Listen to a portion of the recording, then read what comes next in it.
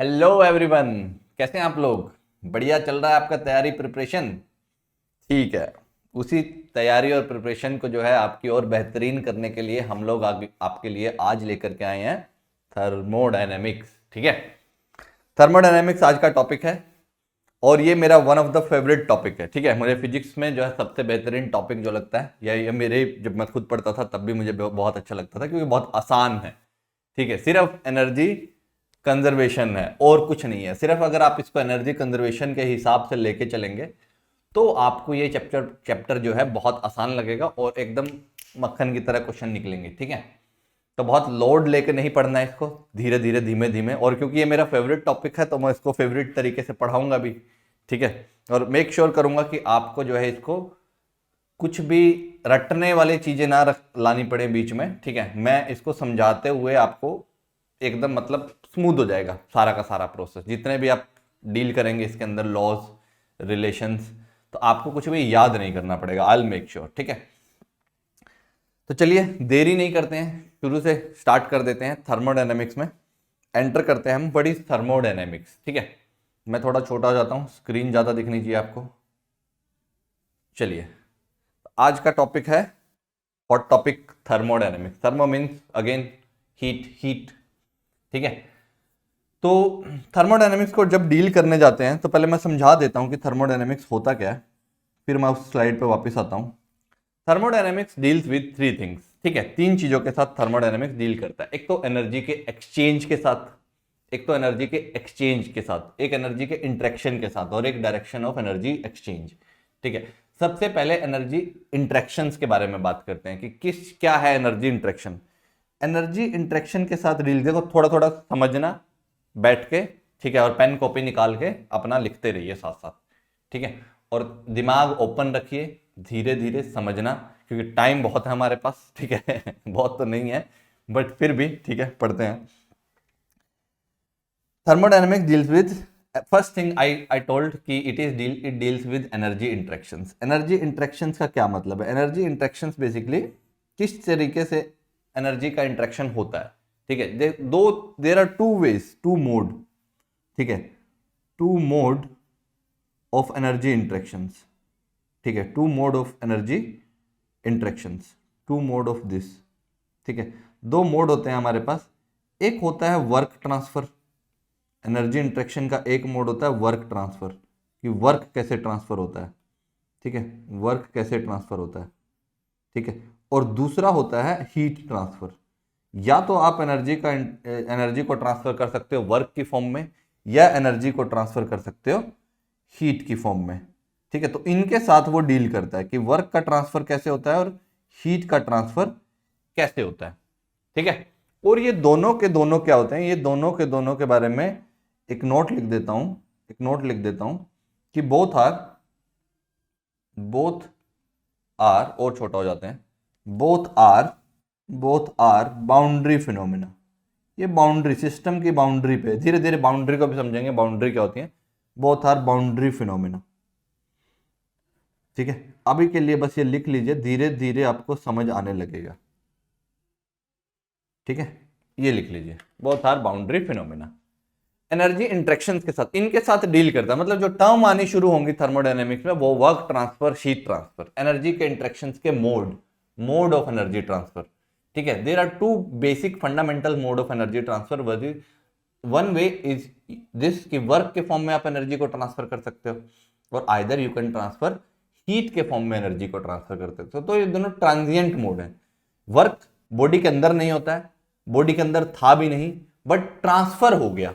ठीक है, एक एनर्जी कोई थी, उसने वर्क का फॉर्म लिया और वो बाद में किसी और फॉर्म में जाके कन्वर्ट हो गई। ठीक है, इसी तरीके से कोई एनर्जी थी, इंटरनल एनर्जी थी, इंटरनल एनर्जी कम हुई तो हीट निकला, और हीट बॉडी के उस उधर जाकर के वो किसी और फॉर्म में स्टोर हो गया। तो ये जो मोड है, जब वो ट्रांसफर हो रहा था, ना तो पहले था ना बाद में था, बट जब वो ट्रांसफर हो रहा था तो वो ट्रांसफर होते टाइम दो तरीके से ट्रांसफर हो सकता है, either in the form of work और either in the form of heat. This is I want to convey. ठीक है, तो इसीलिए मैंने लिखा है ये बाउंड्री फिनोमिना है। बाउंड्री फिनोमिना का क्या मतलब होता है सर? बाउंड्री मतलब बाउंड्री को अक्रॉस जाएंगे ये। ठीक है, बाउंड्री के अक्रॉस ट्रेवल करेंगे, तो दैट थिंग इज कॉल्ड कि बाउंड्री में एक्सपेंशन ला सकते हैं। ठीक है, जैसे वर्क कब होगा, जब बाउंड्री चेंज होगी, वॉल्यूम में चेंज आएगा। थोड़ा बहुत केमिस्ट्री में आपने वर्क को डील किया है। वर्क के आप बोलते हो कि अगर वॉल्यूम चेंज नहीं हो रहा, बाउंड्री आर रिजिड, तो वर्क डन नहीं हो सकता सिस्टम पे। ठीक है, हीट का ट्रांसफर भी कहां से होता है, बाउंड्रीज के अक्रॉस। तो बाउंड्रीज के अक्रॉस मतलब हीट को अंदर लाना है, तो अगर एडियाबैटिक कुछ वॉल्स हुई तो हीट का ट्रांसफर पॉसिबल नहीं है। तो ये सब कुछ कुछ वर्ड आपने सुने हुए हैं, तो मैं यूज कर रहा हूं, बट मैं इनको पढ़ाऊंगा भी। ठीक है, duration of in the upcoming slides आप देखोगे कि आपको ये सब मिलेंगे देखने को। ठीक है सर, एक तो एनर्जी इंटरेक्शंस के साथ डील, मतलब ये टर्म्स के साथ डील करेगा ये हीट वर्क। ठीक है, दूसरा ये एनर्जी एक्सचेंज के साथ डील करेगा। एनर्जी का एक्सचेंज किस रिलेशन के साथ हो रहा है, हीट वर्क आए, हीट दिया, वो कहां गई, किस फॉर्म में गई, क्या हीट वर्क में भी कन्वर्ट हो सकती है। ठीक है, इस तरीके के एक्सचेंज के साथ डील करेगा। वो एक्सचेंज की रिलेशन बताएगा, वो बताएगा कि कितना हीट वर्क में जा सकता है या कितना वर्क हीट में कन्वर्ट हो सकता है। अगर हीट का कुछ पार्ट वर्क में गया तो बाकी कहां जाएगा। तो एनर्जी के एक्सचेंज के रिलेशंस देगा ये। ठीक है, फॉर्मूलाज दे देगा आपको। ठीक है, तो ये आपका सेकंड थिंग के साथ डील करेगा। और ये डील करेगा thermodynamic directions of energy exchange. Direction of energy exchange मतलब कि कहां से कहां एनर्जी का ट्रांसफर होगा।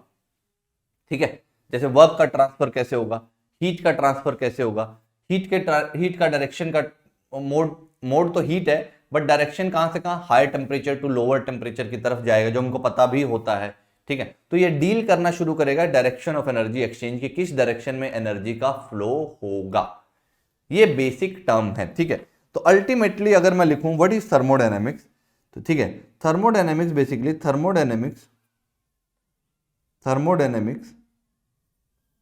thermodynamics gives relation between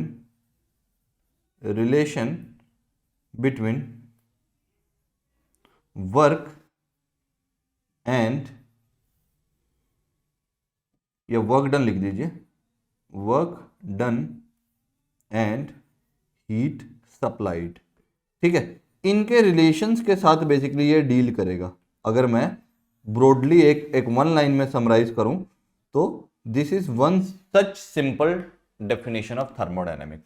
thermodynamics gives relation between work done and heat supplied. इन दोनों के बीच में जो रिलेशन देगा that science is called thermodynamics. ठीक है, कुछ लोग इस वर्ड को ब्रेक भी कर देते हैं, इसको बोल देते हैं कि थर्मो मीन्स हीट। ठीक है, thermo just simply means heat. ठीक है, और dynamic simply means motion. Neat नहीं है, ये हीट है, हीट। और डायनेमिक सिंपली मीन्स मोशंस और फैक्टर्स। ठीक है, motions including the factors responsible for it. Dynamics का मतलब आपने पढ़ा हुआ है, जैसे मैकेनिक्स का एक ब्रांच होता है डायनेमिक्स। तो dynamics means we are studying the motion of something but including the factors responsible for it. ठीक है, तो मोशन इंक्लूडिंग द फैक्टर्स। तो हम यहां पे हीट के मोशन को स्टडी कर रहे हैं, but also including the factor responsible for motion of heat. ठीक है, देखते हुए कि किधर से किधर जाएगा, कैसे जाएगा, कहां जाएगा, क्यों जा रहा है, ये सब भी, क्यों, क्या, what, when, why, where, who and how. ठीक है, ये सारे के सारे जो है आंसर इसके अंदर आएंगे हीट को लेकर के। ठीक है, तो अब मैं वापस फर्स्ट स्लाइड पे आता हूं अपनी। तो thermo means heat, dynamics means the study of the moving particles. ठीक है, including the factors responsible for it. So it is the science. ठीक है, it is the science of energy transfer and its effect on the physical properties of the substance. ठीक है, जैसे energy गई तो उसका क्या इफेक्ट हुआ वो भी स्टडी करेंगे। और ये जो अभी मैंने बताया, thermodynamics the branch of physics which gives the relation between heat supplied and work. Heat supplied और वर्क डन के बीच में जो रिलेशन आएगा वो कौन देगा आपको, वो कौन देगा, थर्मोडायनेमिक्स देगा। ठीक है, ये थर्मोडायनेमिक्स आपको देगा। और थर्मोडायनेमिक्स की एप्लीकेशन आपको हर जगह, steam power plant, human body, pressure cooker, सब जगह थर्मोडायनेमिक्स के भरपूर एग्जांपल मिल जाते हैं। ठीक है, तो ये आप डेली लाइफ में बहुत ज्यादा यूज करते हो। जैसे आपके घर में एयर कंडीशनर लगा हुआ सामने, that is one of the application of thermodynamics. कैसे जो है एक रूम को ठंडा कर दिया जा रहा है। ठीक है, गरम रूम था, उसको ठंडा कर दिया जा रहा है, तो हीट का एक्सचेंज हो रहा है। बेसिकली हीट उससे एक्सट्रैक्ट की जा रही है। तो ये one such example is this one. ठीक है, तो ऐसे बहुत सारे एग्जाम्पल के साथ डील कर सकते हो डेली लाइफ में। जो मैंने एकदम सिंपली आपके पास एक थर्मोडायनेमिक डिवाइस है जो एयर कंडीशनर है आपके रूम में अभी लगा हुआ। ठीक है, चलिए, तो अगर थोड़ा सा आगे बढ़ा पढ़ने के लिए, अब पढ़ने के लिए सर यही पढ़ना है क्या हमें, इसमें नहीं, अब पढ़ने जाएंगे तो हम इसको डिटेल में शुरू करते हैं, अनफोल्ड करना चैप्टर को। ठीक है, तो चैप्टर को जब अनफोल्ड करना शुरू करेंगे तो हम बेसिक टर्म पढ़ेंगे। कुछ बेसिक टर्म क्या होंगे सर? आपने एक सबसे पहले टर्म सुना होगा सिस्टम। यस सर, सुना है। सिस्टम क्या होता है? सिस्टम होता है जिसको स्टडी किया जा रहा है, part of universe which is being studied, जिसको पढ़ा जा रहा है, जिसको मैं, जैसे एक रूम है तो इस अर्थ का, यूनिवर्स का एक पार्ट रूम है, तो मैं इस रूम की स्टडी कर रहा हूं, तो दैट इज माई सिस्टम। अगर मैं इसको एक सिस्टम मान लूं, कुछ भी मान सकते हो आप, चाहे ये पानी का गिलास है तो ये एक सिस्टम है। सिस्टम कहां तक है? यहां तक है, ऐसा मान लीजिए। इसमें जब पानी है जहां तक, वहां तक सिस्टम है। ये पूरा गिलास मान लीजिए जिसमें कुछ पानी है और कुछ एयर होगी यहां तक, वो एक सिस्टम मान लीजिए, बाकी छोड़ दीजिए। तो ठीक है, सिस्टम, और फिर उसका कुछ बाउंड्री होता है जहां तक हमने सिस्टम को डिफाइन किया है। ठीक है, और फिर होती है सराउंडिंग। तो जैसे कोई सिस्टम है, ये सिस्टम हो गया, ये बाउंड्री हो गई, और बाहर वाला चीज सराउंडिंग हो गया। तो सिस्टम, बाउंड्री, सराउंडिंग, ये तीनों मिल के क्या बनाते हैं? ये तीनों मिल के आपका बनाते हैं यूनिवर्स। ठीक है, क्योंकि आपने क्या बोला, सिस्टम और बाउंड्री, बाउंड्री के बाहर जो कुछ भी है सराउंडिंग है, और बाउंड्री के बाहर तो पूरा यूनिवर्स है। ठीक है, तो system plus boundary plus surrounding, that makes universe. ठीक है, बाउंड्री क्या होता है और सराउंडिंग क्या होता है? एवरीथिंग एक्सेप्ट द सिस्टम, जो हम पार्ट स्टडी कर रहे हैं उसके बाहर की चीजें, और boundary that separate the system and surrounding. समझ आया? अब जाके देखेंगे कि सिस्टम सर कुछ टाइप होते हैं सिस्टम के, पढ़े होंगे आपने, मैंने एक पेज पे समराइज कर दिया, मैं इसको 4 पेज तक नहीं लेके जा रहा हूं। ठीक है, कि मैं अलग पेज पे जाऊं कि सिस्टम, ताकि आपके दिमाग में मैप रहे क्या चीजें पढ़ रहे हैं। ठीक है, सिस्टम के 3 टाइप होते हैं। सिस्टम के जनरली ब्रॉड 3 टाइप्स हैं। कौन कौन से हैं सर? एक ओपन सिस्टम, एक क्लोज सिस्टम और एक आइसोलेटेड सिस्टम। ओपन सिस्टम वो होता है जैसे एक गिलास। ठीक है, ओपन सिस्टम है ये गिलास में पानी रखा हुआ है, अगर इसको बॉईल करूंगा तो देखो एनर्जी, पानी अभी थोड़ा सा गर्म है ये, ठीक है, मैंने गर्म पानी इसमें थोड़ा सा रखा हुआ पीने के लिए। अब गर्म पानी है तो हो सकता है कि इससे इवेपोरेशन हो रहा हो कुछ, एक होता है इवेपोरेशन और एक होता है वेपराइजेशन। तो मैं इवेपोरेशन की बात कर रहा हूं। इवेपोरेशन होता ही रहता है, हर टेम्परेचर पे होता ही रहता है, ऐसा नहीं कि उसको बॉइलिंग पॉइंट तक की जरूरत होती है। तो कुछ मॉलिक्यूल शायद इवेपोरेट अभी भी हो रहे हों थोड़े बहुत, तो मास का ट्रांसफर हो सकता है, और एनर्जी तो लूज कर ही रहा है क्योंकि बाउंड्री के थ्रू एनर्जी का ट्रांसफर भी हो सकता है। तो such things are called open system. तो जहां पे मास और एनर्जी दोनों का ट्रांसफर पॉसिबल है, that thing is called your open system. और क्लोज सिस्टम में क्या होगा?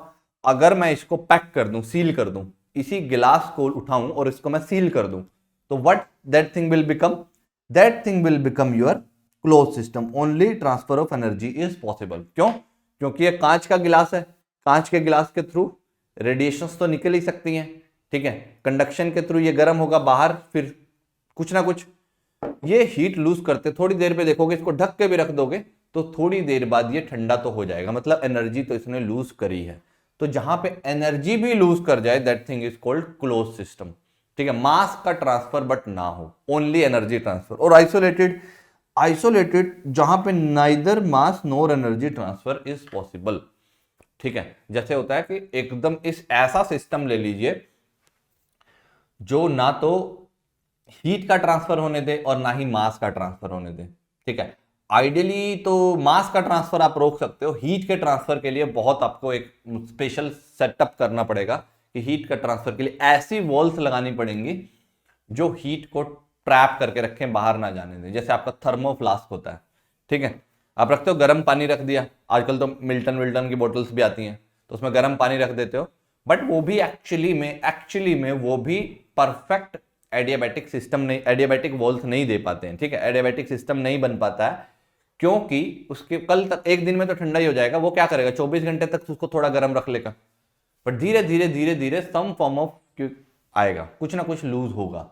ठीक है, तो ऐसा अगर सिस्टम चाहिए कि जो एकदम हीट के ट्रांसफर को रोक दे, एनर्जी ट्रांसफर को रोक दे, तो उसको बोलते हैं कौन सा सिस्टम? Isolated system. ठीक है, जहां पे ना तो हीट का ट्रांसफर, ना तो एनर्जी ट्रांसफर होगा, ना मास ट्रांसफर होगा। और जो बाउंड्री होती है, बाउंड्री की बात करें, बाउंड्री में भी रियल और इमेजिनरी, बाउंड्री में भी रियल और इमेजिनरी। पहली बात बाउंड्री को लेकर के ये याद रखना, बाउंड्री के लिए रियल और इमेजिनरी का क्या मतलब है। जैसे मैंने यहाँ पे मान लिया कि मैं अपना सिस्टम ये ग्लास के टॉप सरफेस तक मान रहा हूँ, ठीक है, तो यहाँ देखो ये इमेजिनरी बाउंड्री है। क्यों? क्योंकि इसके अंदर यहाँ पे आप देखो कुछ है नहीं, बट आपने अपने माइंड में मान लिया कि मेरा गिलास सिस्टम है, तो यहां तक पानी, यहां तक तो पानी, यहां तक एयर, ये आपका सिस्टम है। बट इसके ऊपर आपने कोई एक्चुअल रियल बाउंड्री नहीं है, आपने एक इमेजिनरी बाउंड्री मान ली है। बट अगर मैं इसको ढक्कन से बंद कर दूं, that will be a physical real boundary, वो होगी, ठीक है। जैसे बोतल के ऊपर ढक्कन लगा हुआ है, तो आप बोलो मेरा बोतल सिस्टम है और वो क्लोज सिस्टम भी है क्योंकि ढक्कन भी लगा, तो पूरी बाउंड्री रियल बाउंड्रीज हैं, ठीक है।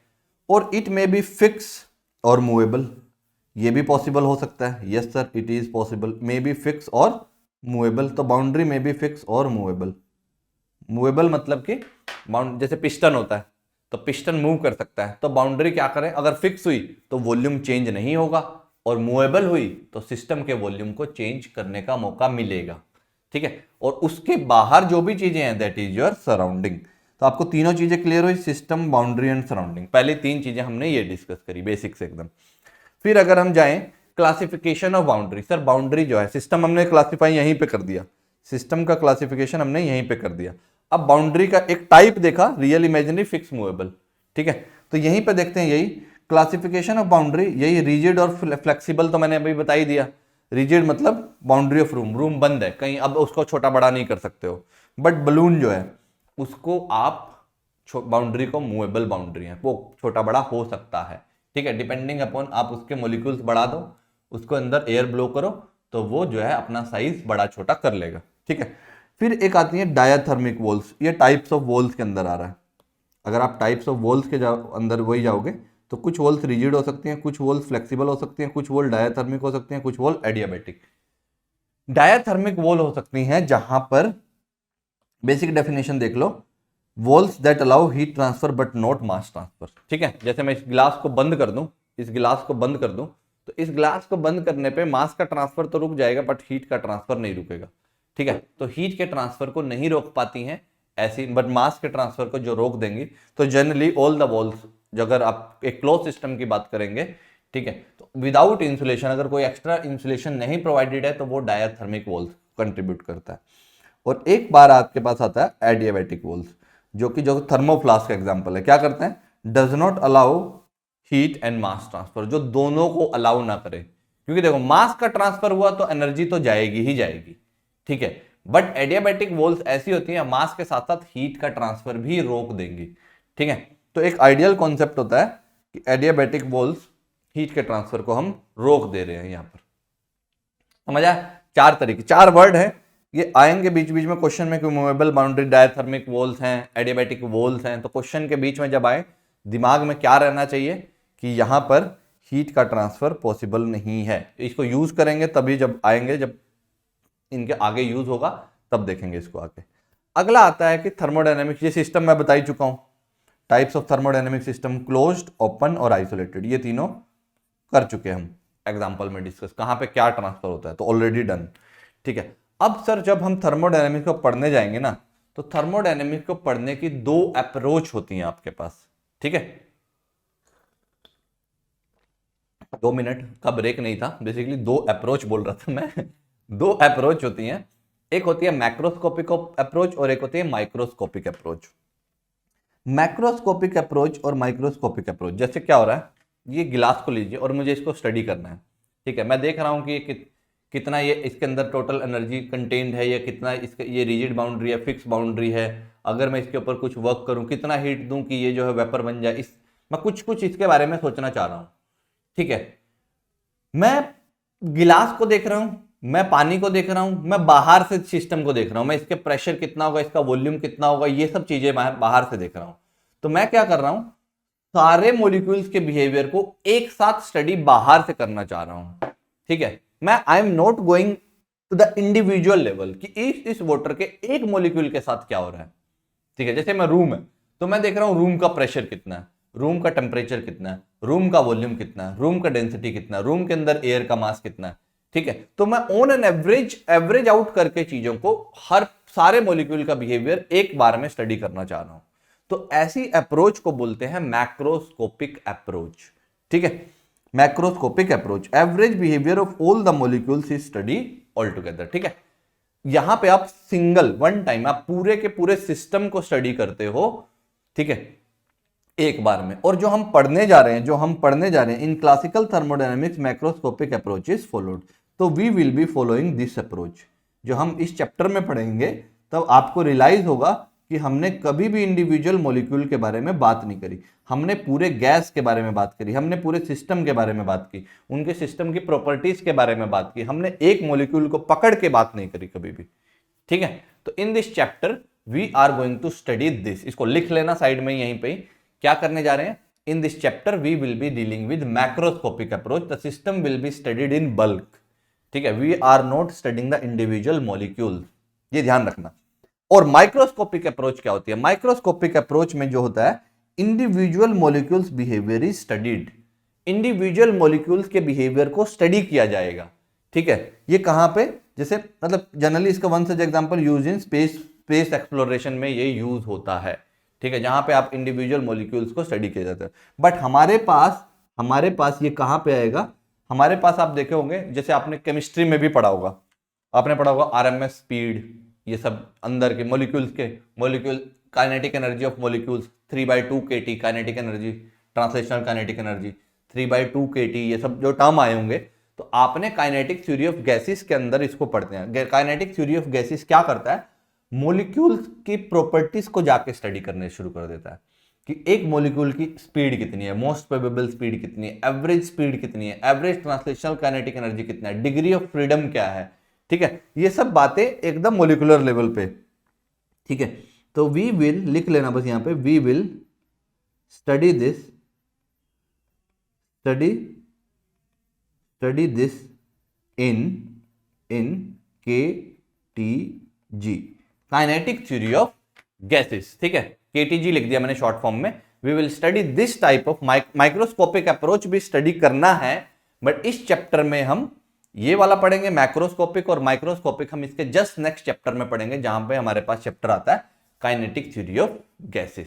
ठीक है, चलिए शुरू करें यहां से। तो अब आपको यह भी पता चल गया कि हम क्या डील करने वाले हैं और कैसे डील करने वाले हैं, क्या पढ़ने वाले हैं। जब अब आपके दिमाग में ये रहेगा, जब भी आप स्टडी करोगे तो हम माइक्रोस्कोपिक मैक्रो लेवल पे जाके बाहर से चीजें पढ़ रहे हैं, हम उस सिस्टम के अंदर जा करके एक एक मॉलिक्यूल के बारे में नहीं जानना चाहते हैं। ठीक है, तो कुछ एक प्रॉपर्टी आती है। सबसे पहले आपका सिस्टम के बारे में कुछ प्रॉपर्टी, जिसको बोलते हैं हम thermodynamic property. Thermodynamic property are defined as the characteristic feature that defines the system. ठीक है, that defines the state of system. तो मैं इसको समझाना शुरू करूं पहले मैं, फिर वापस उसी स्लाइड पे आते हैं। प्रॉपर्टीज होती क्या है? Thermodynamics property. ठीक है, बेसिकली हर प्रॉपर्टी की बात करूं तो प्रॉपर्टी में any measurable characteristic of a system is called this property. देखो सिंपल सी बात है, अगर कोई पूछे थर्मोडायनेमिक प्रॉपर्टी क्या है, भाई जिस चीज को मेजर कर सको डायरेक्टली और indirectly, that thing we call as property.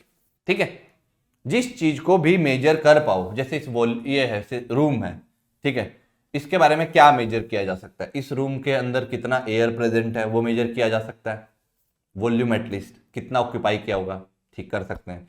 Pressure measure किया जा सकता है कोई इंस्ट्रूमेंट लेकर के, अगर आप, ठीक है, आप बैरोमीटर लेकर के आओ, मैनोमीटर लेकर के आओ, कुछ तो अगर आपके पास डिवाइस हैं इस तरीके के जो प्रेशर का मेजरमेंट, थर्मोमीटर से इसका टेम्परेचर, ठीक है, मेजर किया जा सकता है, या कोई भी ऐसा डिवाइस जो इसका टेम्परेचर आपको बता दे, इसका डेंसिटी बता दे, यहाँ पे मास ऑफ एयर बता दे, कुछ भी, ये जैसे पानी है इसको स्टडी करना है हमें, तो इसके बारे में जो जो मेजरेबल प्रॉपर्टी आ सकती हैं निकल के, those property are called basically any measurable characteristics are called properties. ठीक है, ये बताना चाह रहे हैं। तो थर्मोडायनेमिक, और क्योंकि हम यहाँ पे थर्मोडायनेमिक में प्रॉपर्टी पढ़ रहे हैं, थर्मोडायनेमिक से कैरेक्टर्स को मेजर कर रहे हैं, तो उनको बस नाम दे दिया जाता है क्या? Thermodynamic property. ठीक है, क्या बताती हैं सर? वो क्या बताती हैं? Of a system is called, किस चीज के बारे में बताती है? यहां लिखा हुआ है क्या करती है thermodynamic property? That defines state of system. तो अभी आपको यह भी पढ़ना पड़ेगा कि स्टेट ऑफ सिस्टम क्या होता है। तो कैरेक्टरिस्टिक है प्रॉपर्टी क्या है? Characteristic that defines state of system. अगर आप एकदम छोटे फॉर्म में, any measurable characteristic that defines the state of system is called what? Thermodynamic properties. ठीक है, और यहां पर भी हम माइक्रोस्कोपिक, क्योंकि देखो हमने देख लिया कि हम अप्रोच ही कौन सा फॉलो करने वाले हैं, मैक्रोस्कोपिक। तो माइक्रोस्कोपिक में अभी हम जा ही नहीं रहे हैं, तो कौन सी प्रॉपर्टी को हम फॉलो करने वाले हैं? सर हम मैक्रोस्कोपिक कैरेक्टरिस्टिक ही पढ़ने वाले हैं। मैक्रोस्कोपिक कैरेक्टरिस्टिक क्या होते हैं? जैसे मास हो गया, वॉल्यूम हो गया, प्रेशर हो गया, टेम्परेचर हो गया, डेंसिटी हो गया, एनर्जी हो गया, ये सब के बारे में हम डील करने वाले हैं। ठीक है, ये हो गए आपके मैक्रोस्कोपिक कैरेक्टरिस्टिक। मैं नहीं जा रहा हूं कि वेलोसिटी क्या होगी मॉलिक्यूल की, उसकी एवरेज ट्रांसलेशनल काइनेटिक एनर्जी क्या होगी, उसका मोस्ट प्रोबेबल स्पीड क्या होगा, वहां पे नहीं, उसका डिग्री ऑफ फ्रीडम क्या होगा, उन बातों पे अभी हम नहीं जा रहे हैं। ठीक है, और जो प्रॉपर्टी है, जो मैक्रोस्कोपिक कैरेक्टरिस्टिक होते हैं, मैक्रोस्कोपिक कैरेक्टरिस्टिक जो होते हैं, ठीक है, that they are state function quantity. जो भी मैक्रोस्कोपिक कैरेक्टरिस्टिक होंगे वो सारे के सारे स्टेट फंक्शन क्वांटिटी रहेंगे। स्टेट फंक्शन मतलब, अभी तो देखो हमें स्टेट भी नहीं पता, व्हाट इज स्टेट। आपके बारे में अभी आपके पास एक क्वेश्चन रह गया है, पेंडिंग रह गया है कि what is state, what is state.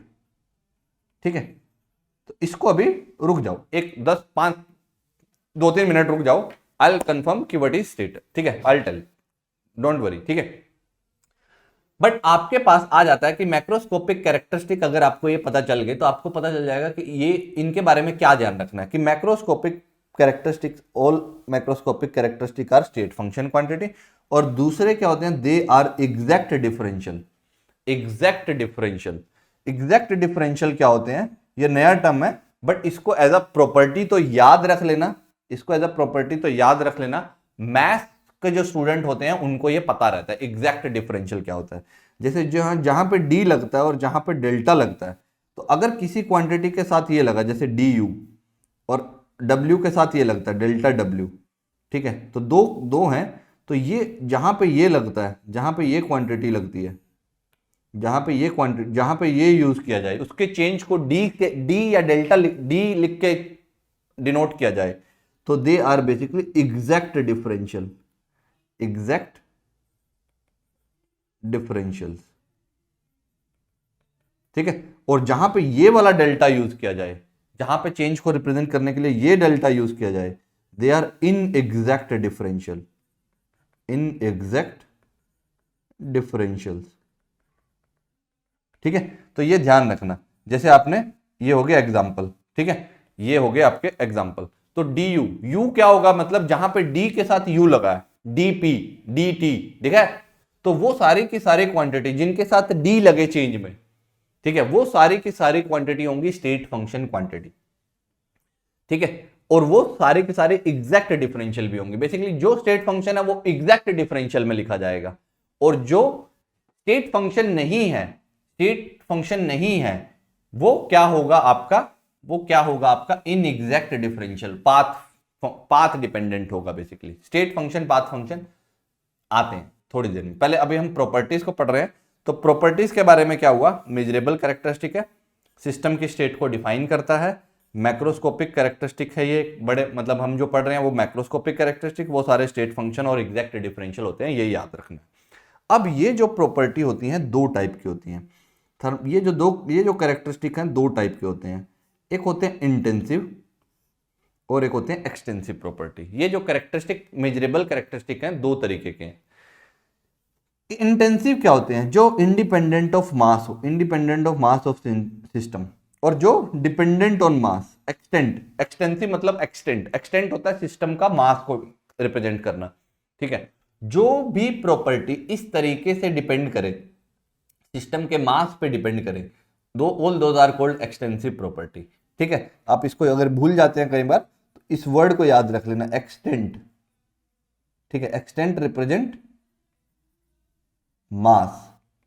ठीक है, कितना एक्सटेंट है सिस्टम का, ठीक है, मास डिपेंडेंट, समझा? तो extensive are mass dependent, intensive are independent of mass, समझा? अब आपका याद करने का तरीका। बट यहां पे देखिए कौन सी प्रॉपर्टी, जैसे पानी का गिलास ले लीजिए, अब कौन सी प्रॉपर्टी मास डिपेंडेंट है, सोचिए।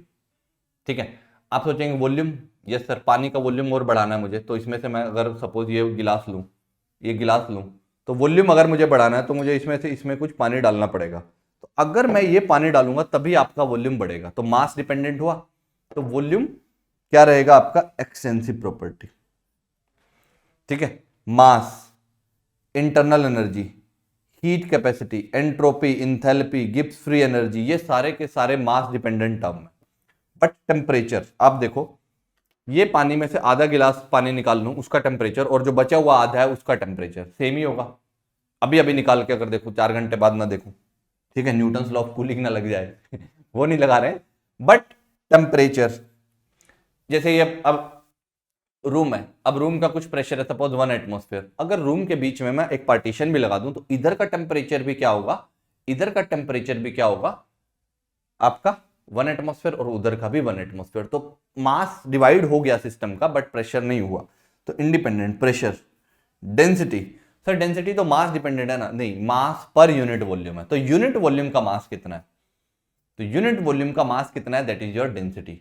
तो मास पर यूनिट वॉल्यूम है। ठीक है, viscosity, stress, thermal conductivity, specific density, specific mass, specific enthalpy, specific entropy, और जिसके साथ भी ये स्पेसिफिक वर्ड लग जाए, जिसके साथ भी ये स्पेसिफिक वर्ड लग जाए, स्पेसिफिक वॉल्यूम लिख दो, ठीक है, स्पेसिफिक डेंसिटी, स्पेसिफिक मास, ये सारे स्पेसिफिक जो भी लग जाए जहां पर भी ये वर्ड, वो सारे के सारे प्रॉपर्टी इंटेंसिव प्रॉपर्टी होंगे। तो आई होप कि आपको समझ आया हो डिफरेंशिएशन कि थर्मोडायनेमिक प्रॉपर्टी क्या है, measurable characteristic that define the system. Measurable characteristic कौन कौन से, ये वाले कैरेक्टरिस्टिक, और उन कैरेक्टरिस्टिक के बारे में क्या ध्यान रखना है, वो स्टेट फंक्शन होते हैं और एग्जैक्ट डिफरेंशियल होते हैं। ठीक है, स्टेट फंक्शन होते हैं और एग्जैक्ट डिफरेंशियल होते हैं। अब पहले तो स्टेट फंक्शन समझने से पहले हमें स्टेट जानना पड़ेगा कि व्हाट इज स्टेट। तो सबसे पहले देखते हैं स्टेट क्या होता है। ठीक है, ये देखते हैं कि स्टेट ऑफ अ सिस्टम क्या है। यहां पे आइए, स्टेट ऑफ अ सिस्टम। तो इन थर्मोडायनेमिक्स एनी इक्विलिब्रियम कंडीशन, ठीक है, any equilibrium condition of a system is called state. Thermodynamics में क्या होता है, थर्मोडायनेमिक्स में क्या होता है, any equilibrium condition is called it state. ठीक है, कोई भी थर्मोडायनेमिक्स इक्विलिब्रियम आ गया, थर्मो जैसे एक रूम है, रूम को छोड़ दिया तो इसका एक टेम्परेचर, इसका एक वॉल्यूम और इसका एक प्रेशर फिक्स हो गया, या और कोई भी, इसका एक मास फिक्स हो गया, इसका एक डेंसिटी फिक्स हो गया। तो अब ये एक इक्विलिब्रियम में सेटअप जब हो जाता है तो that is called, it is in state 1। कुछ भी इसका एक स्टेट आ गया है। तो जब भी थर्मोडायनेमिक्स जो भी सब्सटेंस है वो अगर सराउंडिंग के साथ कुछ इक्विलिब्रियम में आ जाता है, ठीक है, तो that thing we call as state. ठीक है, अब इक्विलिब्रियम कंडीशन क्या होती है, any equilibrium condition of a system is called its state. तो इक्विलिब्रियम क्या होता है, तो हम इक्विलिब्रियम देख लेते हैं साइड में कि थर्मोडायनेमिक इक्विलिब्रियम 3 तरह के होते हैं। ठीक है, मतलब थर्मोडायनेमिक इक्विलिब्रियम क्या होता है, थर्मल इक्विलिब्रियम होता है, मैकेनिकल इक्विलिब्रियम होता है, केमिकल इक्विलिब्रियम होता है, फेज इक्विलिब्रियम होता है। ठीक है, तो इनको देखो एक बार, फिर मैं आपको स्टेट को साइड में एकदम क्लियरली समझा पाऊंगा। थर्मोडायनेमिक इक्विलिब्रियम इन चारों से मिलकर बना होता है। अगर ये चारों प्रेजेंट है, this plus this plus this plus this, then इनका जो समेशन आएगा that we call as thermodynamic equilibrium. Thermodynamic equilibrium का मतलब है थर्मल इक्विलिब्रियम होना चाहिए, यानी कि टेम्परेचर का इक्वालिटी होना चाहिए, यानी कि हीट ट्रांसफर अब नहीं होगा, नो हीट ट्रांसफर। ठीक है, उस स्टेट को बोला जाए जब ये आ जाएगा कि हीट ट्रांसफर होना बंद हो गया, that we call as thermal equilibrium. Work transfer होना बन गया, यानी कि प्रेशर इक्वल हो गया दोनों साइड का, एक्सटर्नल और बाउंड्री सिस्टम का, तो हम बोलेंगे कि वर्क ट्रांसफर बंद हो गया, तो मैकेनिकल इक्विलिब्रियम आ गया। तीसरा देखेंगे केमिकल इक्विलिब्रियम। अब नो केमिकल पोटेंशियल, मतलब अब केमिकल चेंज होना सिस्टम के अंदर बंद हो गया है। ठीक है, सिस्टम का केमिकल कॉन्फ़िगरेशन अब चेंज नहीं होगा। ठीक है, तो नो केमिकल रिएक्शन, यहां पे आपके पास नो केमिकल रिएक्शन। जब केमिकल रिएक्शन सिस्टम के अंदर बंद होना जाए, जितने कंपोनेंट्स हैं वो फिक्स हो जाएं, जितने उसके अंदर मॉलिक्यूल्स एटम का जो प्रोपोर्शन है वो फिक्स हो जाए, that thing we call as chemical equilibrium. और फेज का भी इक्विलिब्रियम हो जाए, यानी कि no phase change of mass, mass का फेज चेंज होना, फेज चेंज मतलब लिक्विड से वो सॉलिड, सॉलिड से वेपर, ये कन्वर्जन बंद हो जाए, तो इसको बोलते हैं फेज इक्विलिब्रियम। तो थर्मोडायनेमिक इक्विलिब्रियम इन चारों का सम होता है कि जब सिस्टम का टेम्परेचर, सिस्टम का प्रेशर, सिस्टम के केमिकल कंपोजिशन और सिस्टम का फेज फिक्स हो जाए, that thing we call as thermodynamic equilibrium. और जब ये थर्मोडायनेमिक इक्विलिब्रियम आ जाता है, कोई कंडीशन ये चारों बंद हो जाती हैं, तो हम बोलते हैं कि सिस्टम ने एक पर्टिकुलर स्टेट अचीव कर ली है। सिस्टम का टेम्परेचर, सिस्टम का प्रेशर, सिस्टम की केमिकल कॉन्फ़िगरेशन, सिस्टम का फेज फिक्स हो गया है। तो दैट वी से कि इसने कोई पर्टिकुलर स्टेट अचीव कर ली है। तो it is at state 1, suppose 1। अगर इनमें से कुछ भी चेंज हुआ, इनमें से कुछ भी चेंज हुआ, टेम्परेचर चेंज हुआ तो नया थर्मल इक्विलिब्रियम आएगा, प्रेशर चेंज हुआ तो नया थर्मल इक्विलिब्रियम आएगा, फेज चेंज हुआ तो नया थर्मल इक्विलिब्रियम आएगा, कोई सर थर्मल बोल रहा, नया फेज इक्विलिब्रियम आएगा। तो इनमें से अगर ए बी सी डी में से कुछ भी चेंज हो गया, कुछ भी चेंज हो गया तो फिर वो स्टेट 2 पे चला जाएगा। ठीक है, तो थर्मोडायनेमिक इक्विलिब्रियम आपको एकदम क्रिस्टल क्लियर हो गया होगा यहां से कि क्या बोलना चाह रहे हैं और ये स्टेट से कैसे रिलेटेड है और स्टेट क्या होता है। बेसिकली स्टेट को डिफाइन करने के लिए मुझे एक प्री रिक्विजिट था कि आपको पहले थर्मोडायनेमिक इक्विलिब्रियम पता होना चाहिए। ठीक है, तो thermodynamic equilibrium basically it is the summation of ABCD। ABCD ये रहे, ABCD इन चारों का सम होता है थर्मोडायनेमिक इक्विलिब्रियम। अब आप इस डेफिनेशन पे इधर आइए। What is system? State of a system, any thermal equilibrium condition of a system is called its state. Any equilibrium conditions of a system is called its state. और कैसे define करेंगे? State of a system is defined with the help of its property. क्यों? क्योंकि जैसे thermal equilibrium आया तो temperature fix होगा, volume, pressure, और भी कोई प्रॉपर्टी आ सकती है, और भी कोई प्रॉपर्टी आ सकती है, और भी कोई प्रॉपर्टी आ सकती है। तो जो प्रॉपर्टीज होती हैं, जो मेजरेबल कैरेक्टर, प्रॉपर्टी अभी पढ़ी, प्रॉपर्टी पढ़ी, तो प्रॉपर्टी को मेजर करेंगे। प्रॉपर्टी को मेजर करके हम बोलेंगे कि ये रूम है, इसका प्रेशर, इसका टेम्परेचर, इसका वॉल्यूम, इसका मास, इसकी डेंसिटी इतनी है, तो ये एक स्टेट 1 है। इनमें से कुछ भी चेंज हुआ तो आपका सिस्टम का स्टेट बदल जाएगा। ठीक है, आपका सिस्टम का स्टेट बदल जाएगा। ठीक है, any equilibrium condition of a system that is represented by state of system. तो स्टेट ऑफ सिस्टम बेसिकली उसकी इक्विलिब्रियम कंडीशंस को बताना है कि भाई ये इस जगह पे है। समझ आया? अगर मैं ग्राफ पे बात करूं, ऑन ग्राफ, तो basically every point on a curve represents a state. ठीक है, अगर मैं लिख देता हूं यहां पे, every point on a graph represents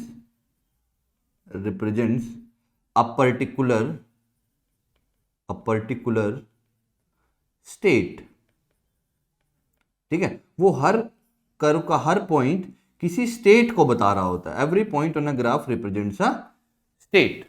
कैसे सर? जैसे ये ग्राफ ले लीजिए, आपने एक पीवी ग्राफ लिया, पीवी का ग्राफ लिया सर। पीवी के ग्राफ में इधर प्रेशर था P1, इधर हमारा प्रेशर था P1, वॉल्यूम था V1, इधर प्रेशर था P2, वॉल्यूम था V2। तो ये जो पॉइंट ए है, ये जो हमारा पॉइंट ए है, ये क्या कर रहा है? Point A represents state of system, मतलब सिस्टम अभी पॉइंट स्टेट ए पर है। और अगर मान लिया अगर आपने P1 से प्रेशर को डिक्रीज कर दिया, और वॉल्यूम को बढ़ा दिया, तो आपका ये नहीं आ जाएगा, ये नहीं आ जाएगा। प्रेशर P2 हो गया और वॉल्यूम हो गया V2, तो this is your state B. तो स्टेट ए को रिप्रेजेंट कर रहा है ए पॉइंट और स्टेट बी को रिप्रेजेंट कर रहा है ए। अगर मैं एक और पॉइंट यहां डाल दूं तो this is your state C. समझ आया? तो to completely define a state of a system we always need at least 2 independent variable. ये नोट में ध्यान रख लेना अलग से कि अगर हमको सिस्टम को डिफाइन करना है, सिस्टम को कंप्लीटली डिफाइन करना है, तो सिर्फ हमको 2 इंडिपेंडेंट वेरिएबल चाहिएंगे, जैसे प्रेशर और टेम्परेचर, प्रेशर और वॉल्यूम और टेम्परेचर, इस तरीके से कि भाई उसकी स्टेट को बताया जा सके। सिर्फ प्रेशर बताना, जैसे इस रूम का प्रेशर है 1 एटमॉस्फेयर, तो ये काम नहीं करेगा सिस्टम को डिफाइन करने के लिए, स्टेट करने के लिए। क्यों? क्योंकि बाहर का प्रेशर भी 1 एटमॉस्फेयर है, पूरे एटमॉस्फेयर का प्रेशर ही 1 एटमॉस्फेयर है near the surface of earth. ठीक है, तो 1 एटमॉस्फेयर कंप्लीटली नहीं होगा। ठीक है, तो आपको एटलीस्ट 2 इंडिपेंडेंट वेरिएबल चाहिए होंगे सिस्टम की स्टेट को डिफाइन करने के लिए। ये याद रख लेना, हमेशा आपको 2 वेरिएबल चाहिए होंगे। जैसे एग्जांपल हो गया, एक हो गया प्रेशर और एक हो गया आपका टेम्परेचर यहां पर। ठीक है, ये बस जस्ट एक अपने साइड में माइंड में रख लेना कि सिस्टम को कंप्लीटली डिफाइन करना है, स्टेट बतानी है, 2 वेरिएबल रिक्वायर्ड है। ठीक है, चलिए, तो अब आपको समझ आया ग्राफ का हर पॉइंट एक स्टेट है। ओवरऑल कंक्लूजन बताओ क्या होगा? ग्राफ का हर पॉइंट एक स्टेट है। स्टेट कहां से आती है? जब थर्मोडायनामिक इक्विलिब्रियम आ जाता है। थर्मोडायनामिक इक्विलिब्रियम क्या? उन चारों इक्विलिब्रियम जब आ जाएंगे, थर्मल, मैकेनिकल, केमिकल और फेज इक्विलिब्रियम, चारों के चारों ये वाले आ जाएंगे। तो व्हाट इज थर्मोडायनामिक इक्विलिब्रियम? समझ आ गया? Thermal equilibrium, mechanical equilibrium, chemical equilibrium और एक और था फेज इक्विलिब्रियम भी उसके अंदर आता है। ठीक है। When all the equilibrium are satisfied, then system is said to be in thermodynamic equilibrium। जब चारों आ जाएंगे, तीन चार होते हैं, यहाँ पे तीन ही लिखे हुए, चार मैंने यहाँ पे लिख दिए हैं। ठीक है। तो जब चारों आ जाएंगे तब आप बोलेंगे कि सारे के सारे आ चुके हैं। जनरली फेज इक्विलिब्रियम को हम इग्नोर ही करते हैं क्योंकि गैस के लिए चल रहा होता है चैप्टर, तो गैस ही मान रहे होते हैं पूरे time. But this is one additional, phase equilibrium भी वहां पर होना चाहिए। समझ आए? आगे चलते हैं। प्रोसेस, एक वर्ड आता है प्रोसेस, ये भी सुना होगा, thermodynamic process, adiabatic process, isobaric process. तो प्रोसेस क्या होता है? प्रोसेस होता है सिस्टम की स्टेट को चेंज करना। Any change in state is called process. मतलब एक इक्विलिब्रियम को डिस्टर्ब करना इज अ प्रोसेस।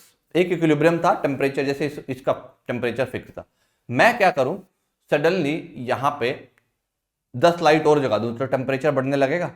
तो सिस्टम का स्टेट, रूम कहीं नहीं गया, रूम तो यही है, बट अगर मैंने 4 लाइट और जगा दी तो हीट जनरेट होना शुरू होगा, टेम्परेचर बढ़ना शुरू होगा, प्रेशर और बढ़ जाएगा, 1 एटमॉस्फेयर से और थोड़ा ऊपर हो जाएगा, वॉल्यूम चेंज नहीं होगा। तो कोई भी प्रॉपर्टी बदली तो सिस्टम का स्टेट बदला। तो any change in state is called process. तो स्टेट बदलना मतलब कि एक पॉइंट, ग्राफ पे क्या होगा, ऑन ग्राफ अगर आप देखोगे तो दिस इज ऑन ग्राफ। ठीक है। ग्राफ पे कैसा दिखेगा? ग्राफ पे आपको दिखेगा इस तरीके का कि भाई एक स्टेट ए था और एक स्टेट बी था। तो स्टेट ए से आप स्टेट ए से स्टेट बी जाना चाह रहे हो, तो स्टेट ए से बी जाने के लिए आपको एक प्रोसेस फॉलो करना पड़ेगा। प्रोसेस मतलब स्टेट का चेंज होना इज अ प्रोसेस। तो आप इस तरीके से जा सकते हो, आप इस तरीके से जा सकते हो, आप इस तरीके से जा सकते हो, आप ऐसे जा सकते हो, आप ऐसे जा सकते हो, कैसे मर्जी जाइए। There are infinite ways to go from A to B. ठीक है। But all those infinite ways are called process. ठीक है, समझ आया? प्रोसेस दिमाग में आना चाहिए कि क्या है प्रोसेस। प्रोसेस है एक स्टेट से दूसरे स्टेट पर जाना, दैट इज कॉल्ड प्रोसेस। समझ आया? तो बहुत सिंपल कर दिया मैंने आपके लिए कि अब आपको देखो ग्राफ पे ना, जब भी ग्राफ देखोगे तो you will say this is a state and the line on the graph is called process. बस ये समझना है, line on the graph is called process. कोई भी लाइन है, एक लाइन से दूसरे पॉइंट को ज्वाइन करने वाला जो चीज हो रहा है दैट इज कॉल्ड प्रोसेस। अगर यहां पे एक पॉइंट रख दूं सी, तो सी इज अ स्टेट। ए से सी जाना इज अ प्रोसेस, सी से बी जाना is a process, but B is a state. तो point is a state and that process happening, एक पॉइंट से दूसरे पॉइंट जाना जो हो रहा है that is called a process. As simple as that. मैंने बहुत उसको इजी कर दिया। ठीक है। तो आपको समझ आया स्टेट क्या है, प्रोसेस क्या है। अब जब आप प्रोसेस के बारे में जाएंगे, प्रोसेस कितने टाइप के होते हैं, कैसे जा सकते हो आप। देखो, जब आप प्रोसेस को डिफाइन करने जाओगे तो आपने बोला any change in state is called process. अब प्रोसेस के ना क्लासिफिकेशन होते हैं जिनको आप ब्रॉडली पढ़ते रहते हो बार बार, और इसी में ही उलझे रहते हैं।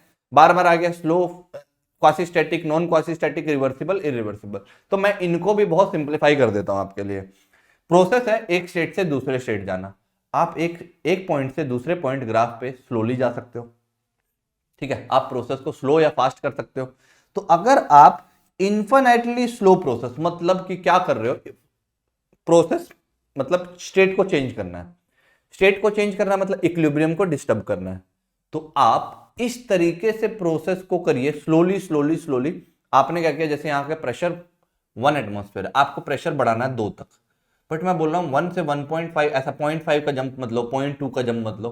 पहले आप 1 को चेंज करो 1.00000000001, कुछ ऐसा कर दो, थोड़ा सा चेंज करो, तो अपने आप ही फिर टेम्परेचर एडजस्ट करेगा। फिर आप उसको थोड़ा सा और चेंज करो, फिर टेम्परेचर एडजस्ट करेगा, फिर चेंज करो, फिर टेम्परेचर एडजस्ट करेगा। ठीक है। या टेम्परेचर को चेंज करो, प्रेशर एडजस्ट करता रहेगा। तो इनफाइनाइट सिंपली स्मॉल चेंज करते रहो, तो आपका प्रोसेस चल रहा है। क्यों? क्योंकि आपकी स्टेट चेंज हो रही है। ठीक है। तो स्टेट चेंज हो रही है, धीरे धीरे धीरे धीरे आप इक्विलिब्रियम को डिस्टर्ब कर रहे हो। नया इक्विलिब्रियम आ रहा है, नई स्टेट आ रही है, फिर आपने थोड़ा सा डिस्टर्ब किया, फिर नई स्टेट आई, फिर डिस्टर्ब किया, फिर नई स्टेट आई। और डिस्टर्ब करना इज अ प्रोसेस, ठीक है, तो इक्विलिब्रियम को डिस्टर्ब करना प्रोसेस है। तो अगर आप उस इक्विलिब्रियम को डिस्टर्ब करते करते स्लोली कर रहे हो, इनफाइनाइट स्लोली प्रोसेस, तो उस प्रोसेस को नाम दे दिया जाएगा कि क्वासी स्टैटिक प्रोसेस। कि क्वासी मतलब क्या होता है, फेक, स्टैटिक मतलब जो रेस्ट पे हो। तो आपको हमेशा ऐसा लगे कि सिस्टम में चेंज नहीं हो रहा है, धीरे धीरे हो रहा है, तो आप इतना मेजरेबल चेंज देख ही नहीं पा रहे हो। ठीक है, तो हमेशा ये बहुत स्लो प्रोसेस रहता है, बहुत टाइम टेकिंग रहता है।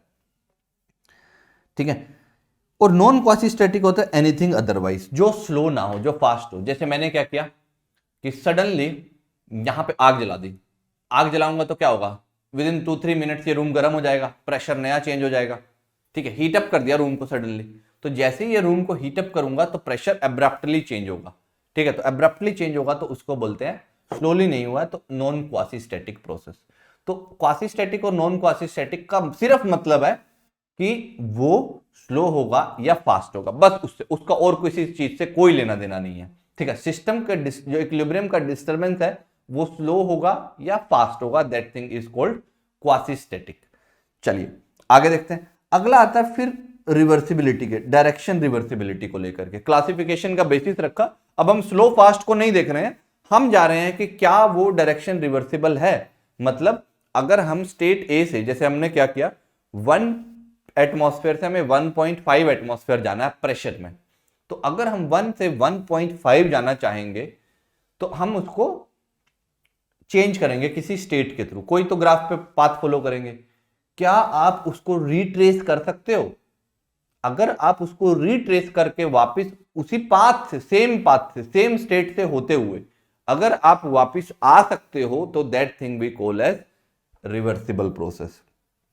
ठीक है, the process can be reversed in direction following the same path on graph without leaving any change in the system. On graph का तो मतलब बेसिकली ग्राफ पे आपको दिख जाता है, क्योंकि स्टेट प्रेशर दिखेगा थोड़ी, टेम्परेचर दिखेगा थोड़ी, वॉल्यूम दिखेंगे थोड़ी। ठीक है, तो ये जो चीजें हैं ये आप ग्राफ पे देखोगे तो ग्राफ पे जो डायरेक्शन है वो रिवर्स होती लगे आपको। ठीक है, बेसिकली अगर रिवर्सिबल प्रोसेस की मैं बात करूं, रिवर्सिबल प्रोसेस की बात करूं, ऐसा रहे जैसे आपने क्या किया, आपको सपोज स्टेट 1 से आपको स्टेट 2 जाना है। ठीक है, स्टेट 1 से स्टेट 2 जाना है, तो आप इधर से चलना शुरू किया। आपने को क्या करना है, देखो स्टेट 1 से स्टेट 2 जाना है तो एक्सपेंशन हो रहा है, मतलब वॉल्यूम बढ़ाना और प्रेशर को कम करना है। तो प्रेशर को कम करना शुरू किया और वॉल्यूम बढ़ा। ठीक है, वो प्रेशर को कम करना शुरू किया और वॉल्यूम को बढ़ाना शुरू किए। पर अब वॉल्यूम को कम करना है, तो वॉल्यूम को कम तो सर ऐसे भी कर सकते थे, ऐसा भी जा सकते हो और प्रेशर इस तरीके से बढ़ जाए, ऐसे भी कम कर सकते हो कि प्रेशर बढ़ जाए। बट मैं ऐसा नहीं चाह रहा हूं, मैं चाह रहा हूं कि आप वॉल्यूम में, देखो ऐसा करना है, आप वॉल्यूम में थोड़ा सा डिक्रीज करें तो प्रेशर उतना ही आ जाए, वापस वहीं आ जाए, प्रेशर भी थोड़ा सा बढ़े। तो ऐसा यहीं पे पाथ यही चले। फिर आपने क्या किया, यहां आ गए, आपकी स्टेट ये आ गई, फिर आपने वॉल्यूम को थोड़ा और डिक्रीज किया तो थोड़ा और प्रेशर बढ़ा तो फिर यहीं आ जाए। ठीक है, और क्या पता आप जैसे ऐसा करो, क्या पता आपने वॉल्यूम में थोड़ा चेंज किया बट प्रेशर यहां पहुंच गया, तो आपका ग्राफ अलग हो जाएगा ना। आपका ग्राफ यहां तक तो ठीक चला बट फिर ऐसा हो जाएगा। तो ये सेम पाथ नहीं है। सेम पाथ है मतलब कि जितने सिस्टम में बीच में पॉइंट्स आए थे, इधर 1 से 2 आते वक्त जो स्टेट मतलब पॉइंट ऑन द ग्राफ, तो जो स्टेट सिस्टम ने बीच में ली थी, वापिस जाते वक्त भी वो उन्हीं स्टेट से जाए, ये मेक श्योर करना है। That thing we call as reversible process. ठीक है, तो मैंने बहुत आसान कर दिया आपके लिए डेफिनेशन कि भाई रिवर्सिबल प्रोसेस वो होंगी जो सिस्टम से ए से बी जाने में या 1 से 2 जाने में उसको बीच में जितने स्टेट आए थे, जितने भी स्टेट आए थे, और इनफाइनाइट स्टेट आते हैं क्योंकि स्टेट ऐसा ग्राफ है, तो कितने पॉइंट्स, वो तो कंटिन्यूस था, और वापिस जाते वक्त भी क्या हो, वो उसी पाथ को फॉलो करते हुए जाए, मतलब उन्हीं सारी स्टेट से। तो मैंने आपको बताया कि अगर आप क्या पता वॉल्यूम को डिक्रीज करो, वॉल्यूम को डिक्रीज करने पे प्रेशर इतना बढ़ना चाहिए था, बट क्या पता अगर आपने वॉल्यूम डिक्रीज किया, और टेम्परेचर भी तो एक फंक्शन है, वो भी वेरी कर रहा है, तो क्या पता वो इधर बढ़ा दे, प्रेशर इधर बढ़ा दे, तो आपका ग्राफ उधर मतलब ना अचीव कर पाए ऐसा पाथ। तो फिर anything otherwise is called irreversible, कि अगर आप उस सेम पाथ को फॉलो करने में असमर्थ हैं, ठीक है, तो आपको मिलेगा कि भाई जो ये है इरिवर्सिबल प्रोसेस है। ठीक है, तो क्या रहे इसके अंदर, in reversible process both system and surrounding return to their original state without following the same path.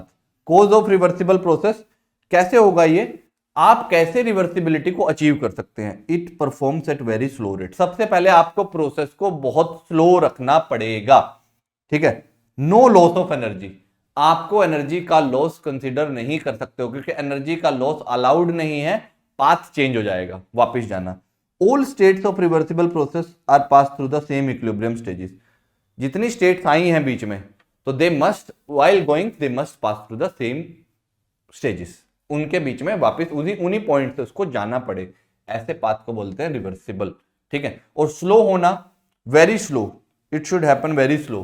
तो रिवर्सिबल प्रोसेस क्वासी स्टैटिक क्या हो सकती है, क्योंकि देखो स्लो और फास्ट तो क्वासी स्टैटिक से मतलब है ना, और डायरेक्शन का रिवर्सिबिलिटी रिवर्सिबल है, ठीक है। तो anything otherwise is called irreversible process. तो सेम पाथ को फॉलो नहीं करना मतलब इरिवर्सिबल। जैसे आप कहे कि यहां से गए 1 से 2 जा रहे थे, बट 2 से वापस 1 की तरफ हुए तो आपने दूसरा पाथ पकड़ लिया, तो that thing we call as irreversible process. तो irreversible process both system and surrounding does not return to their original state, original state पे नहीं आ पाते वो, या सेम पाथ के थ्रू नहीं आ पाते। बेसिकली ये भी होता है, ऐसा नहीं है कि ओरिजिनल पे नहीं आ सकते। 1 एटमॉस्फेयर और सपोज इसका टेम्परेचर है अभी कुछ 22 डिग्री सेल्सियस, तो आप टेम्परेचर बढ़ाओ, बट क्या पता थोड़ी देर बाद फिर से वो 22 डिग्री आ जाए। बट अगर उसका ग्राफ वेरिएशन प्लॉट करो, वो ग्राफ सेम पाथ का नहीं होगा, ठीक है। तो in actual all the process are irreversible. हमेशा हमेशा सारी प्रोसेस जो है इरिवर्सिबल ही होती हैं, एक्चुअल में तो यही है, ठीक है। रिवर्सिबल प्रोसेस का होना it's an ideal concept. Reversible process कैसा है, इट्स एन आइडियल कॉन्सेप्ट, आदर्श है, बस ये आइडियल कॉन्सेप्ट है, ऐसा कभी होता नहीं है, और ये है एक्चुअल में, ठीक है। एक्चुअल में ऐसा होता है, और this is just an ideal concept, आप अपने नोट के लिए ध्यान रख सकते हैं। सारी प्रोसेस इरिवर्सिबल होती हैं, और रिवर्सिबल प्रोसेस बस एक आइडियल कॉन्सेप्ट होता है, ऐसा कभी भी हो नहीं सकता, क्योंकि उसको होने के लिए, ऑब्जर्व करने के लिए हर पॉइंट पे आपको बेसिकली रिटर्न करना सेम पाथ से, इट्स इम्पॉसिबल, ठीक है। एज सिंपल एज दैट, नहीं आ सकते आप बीच में, हर सारी स्टेज वैसी ही आ जाए आपको एक्सट्रीमली स्लो। अब एक्सट्रीमली स्लो, हर स्लो का एक स्लो प्रोसेस होता है। कोई बोले कि सर 10 साल स्लो है, कोई बोले कि 1000 साल स्लो है, ए से बी वापस 1000 साल में आना है, कोई बोले नहीं फिर 10,000 साल में और स्लो करके लेके आइए। तो हर बार क्या होगा, आपका प्रोसेस, जैसे आप इधर से इधर तो चले गए, बट अब वापस आना है तो आप सोचोगे इधर थोड़ा प्रेशर कम, इधर थोड़ा प्रेशर कम, फिर थोड़ा इधर इधर इधर इधर इधर, तो आप देखोगे जूम इन करके, तो क्या पता आप छोटे छोटे इरिवर्सिबल स्टेप ले रहे हो, ठीक है, ताकि आपको जब ऐसा जूम आउट करके लगे तो आपको लगे कि हाँ ये तो पाथ है, ठीक है। तो बहुत सारे स्टेप में ब्रेक करना पड़ जाएगा प्रोसेस को कि रिवर्सिबल अचीव करने के लिए, और जो कि एक बहुत बड़ा टाइम स्पेन लेगा आपका। वेरी स्लो मतलब infinite Simli slow, quasi static ही है बेसिकली, ठीक है। तो ये आपको फिर अचीव नहीं हो पाएगा इन रियल टाइम फ्रेम।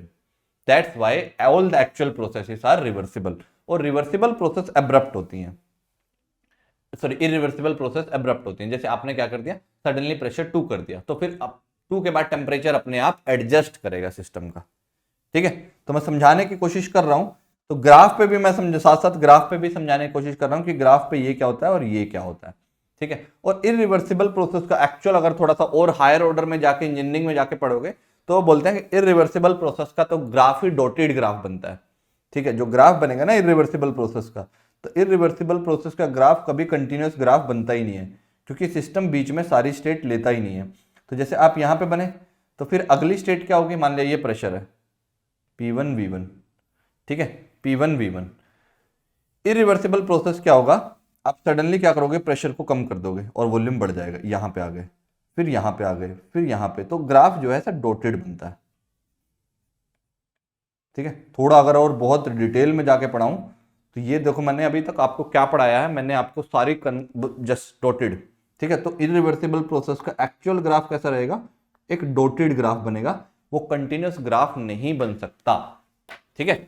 एक डॉटेड ग्राफ लेता है इरिवर्सिबल प्रोसेस, क्योंकि बीच के सारे स्टेजेस खा जाता है वो, बीच के वॉल्यूम कभी आए, बीच का प्रेशर कभी आया ही नहीं, वो सडनली क्या कर देगा, प्रेशर को कम कर दिया, प्रेशर को कम कर दिया 1.2 से 1 कर दिया, अब 1.2 से 1 आ गए बीच में, बेसिकली बीच के प्रेशर अचीव ही नहीं हो पाए, तो वो एक डोटेड ग्राफ बनाता है फिर इस वजह से। और इसमें आपको ध्यान रखना है यहां पर कि अब हमने ये देख लिया क्योंकि all reversible process are quasi static, उनका होना जरूरी है, उनका होना जरूरी है क्योंकि स्लो होना जरूरी है। बट इसका मतलब ये नहीं है कि सारे स्लो प्रोसेस रिवर्सिबल हो, ये कोई जरूरी नहीं है। क्या पता हम दूसरे पाथ से चले जाएं, स्लोली चले जाएं, पर ठीक है। All reversible process are quasi static but all quasi static are not reversible. हमारी स्टडी के लिए, बट फॉर आर स्टडी क्या करेंगे हम, वी टेक देम सेम। हम लोग अपनी स्टडी के लिए जो इस चैप्टर में पढ़ने वाले हैं, हम लोग रिवर्सिबल और क्वासी स्टैटिक को इंटरचेंजेबली यूज करेंगे कि हम ऐसा वी कंसीडर देम सेम, ठीक है। Basically a frictionless quasi static process is irreversible.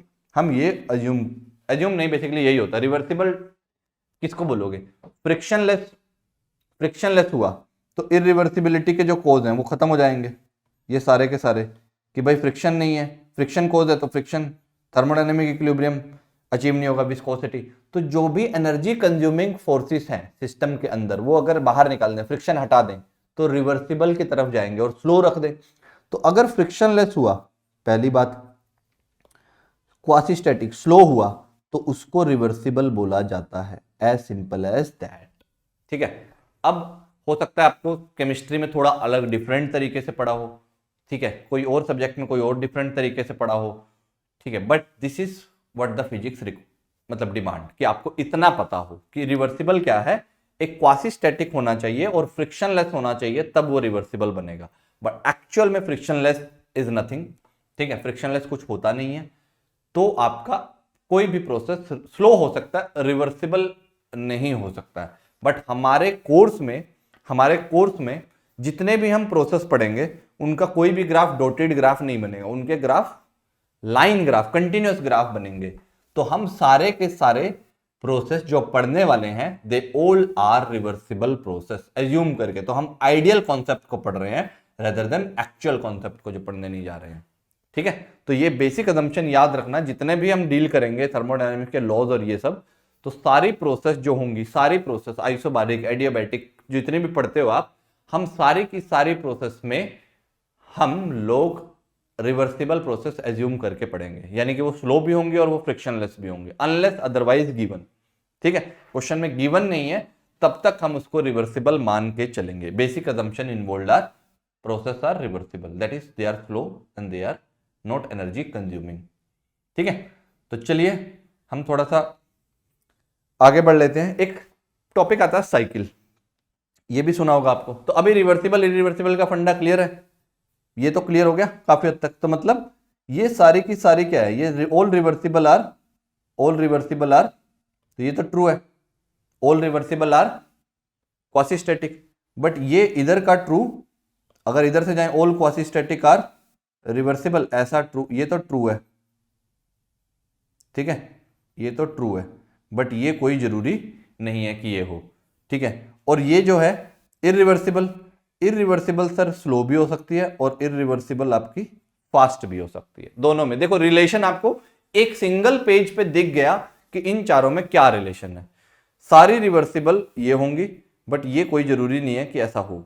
Irreversible जो है क्वासी स्टैटिक भी हो सकती है और इरिवर्सिबल नॉन क्वासी स्टैटिक भी हो सकती है। तो मतलब क्वासी स्टैटिक इरिवर्सिबल भी हो सकती है, स्लो हो बट इरिवर्सिबल, एनर्जी कंज्यूम कर रहे हो, ठीक है। तो आई होप, मैंने बहुत एफर्ट से इसको समझाने की कोशिश की, तो आई होप आपको समझ आया हो क्या डिफरेंस है। साइकिल क्या होता है, साइकिल होता है कि सेम स्टेट से, थर्मोडायनेमिक साइकिल बेसिकली किसकी बात कर रहे हैं हम यहाँ पे, थर्मोडायनेमिक, क्योंकि मैंने बस साइकिल लिख दिया, तो ये बेसिकली थर्मोडायनेमिक साइकिल की बात कर रहा है, ठीक है, थर्मोडायनेमिक साइकिल की हम बात कर रहे हैं। तो थर्मोडायनेमिक साइकिल क्या है, यहाँ पे सिस्टम एक जिस स्टेट से चले उसी पे घूम के वापस आ जाए, ठीक है, जहां से चले। When system reaches back to its original state is called what, cyclic process, it is called cyclic process, यानी कि थर्मोडायनेमिक साइकिल। ये जहां से चला इसको बस यहीं पे आना है, इट डजंट मैटर ये कैसे पाथ फॉलो कर रहा है, ये यहां जाके यहां जाके यहां जाके यहां जाके वहीं आ जाए तो भी साइकिल है, ये यहां से जो दिखाया गया ये साइकिल है, ये गोला घूम के वापस आ जाए तो भी साइकिल है, ये ऐसे जाके आ जाए, ठीक है, ये ऐसे नीचे जाए और फिर वापस आ जाए, ये भी वो घूम के अपनी जगह पे वापस आ जाए, तो it is cyclic process. Process क्या था, एक स्टेट से दूसरे स्टेट जाना, साइक्लिक प्रोसेस घूम के वापस आ जाना, that is called cyclic process. तो ये ध्यान रखना कि साइकिल क्या है, ठीक है। तो हमने क्या क्या पढ़ लिया, हमने till now we have studied system. System कौन से थे, वही ओपन क्लोज्ड आइसोलेटेड पढ़े थे, ओपन क्लोज्ड आइसोलेटेड। फिर हमने पढ़ा कि सिस्टम कैसे डिफाइन होगा सर, सिस्टम डिफाइन होगा प्रॉपर्टीज से, और प्रॉपर्टीज में हमने देखा इंटेंसिव, इंटेंसिव, और फिर हमने देखा एक्सटेंसिव, ये पढ़ लिया सर। फिर हमने देखा स्टेट, स्टेट क्या होती है सर, स्टेट हमने क्या देखा, स्टेट कैसे डिफाइन होती है, स्टेट जो होती है equilibrium conditions, basically equilibrium conditions, जो कि टेम्परेचर प्रेशर और कैसे कैसे डिफाइन करते हैं कि वहां पे उसका टेम्परेचर प्रेशर और बाकी चीजें क्या है, ठीक है। कौन कैसे डिफाइन होती है, डिफाइंड बाय प्रॉपर्टीज, ठीक है, ये इसको प्रॉपर्टीज से डिफाइन करते हो आप। फिर आपने देखा प्रोसेस, स्टेट में चेंज होना, स्टेट का चेंज, स्टेट में जो चेंज होगा, स्टेट का चेंज प्रोसेस, ठीक है। और ये अगर प्रोसेस साइक्लिक हो, उसी स्टेट से वापस जा करके उसी पॉइंट पर आ जाए, तो आपका ये बन जाएगा थर्मोडायनेमिक साइकिल। इतनी चीजें हमने पढ़ी हैं, और बीच में थर्मोडायनेमिक इक्विलिब्रियम भी पढ़ लिया, ठीक है। ये सारा का सारा समराइज है पिछले 1 घंटे का। अब आप बोलो कि अब आपको क्या क्लियर नहीं है, ठीक है। सारी चीजें एकदम एक सिंगल स्लाइड पे आपकी आ गई हैं, और आपको अब इनको रटने की जरूरत नहीं है, सारी की सारी एकदम ऑर्डर में है। बाउंड्री भी पड़ी थी, सिस्टम में यूनिवर्स भी, वो सब भी साथ में था। तो ये जब पढ़ लेते हो तब आप चैप्टर शुरू करने के लायक होते हो, ये समझ लेते हो चीजें, देन यू बिकम्स, ठीक है, मतलब इतना कंफर्टेबल हो जाते हो कि अब आप चैप्टर को समझ सकते हो। क्योंकि चैप्टर में जो अजम्पशन इन्वॉल्व है वो मैं अगर बोलूंगा फिर समझ नहीं आएंगे, क्या रिवर्सिबल है, क्या इरिवर्सिबल है, क्या साइकिल है, क्या प्रोसेस है, अब आपके दिमाग में तो रहेगा, ठीक है। तो चलिए चैप्टर को यहां से शुरू करने जा रहे हैं। अब 1 घंटे बाद बोलेंगे कि सर ये क्या कर रहे हो, ठीक है। चलिए यहां से चैप्टर का एक्चुअल जो शुरू होगा, जो डिमांडिंग चैप्टर, डिमांडिंग बेसिकली जो टॉपिक्स होंगे वो यहां से शुरू होने जा रहे हैं, ठीक है। चलिए शुरू करते हैं।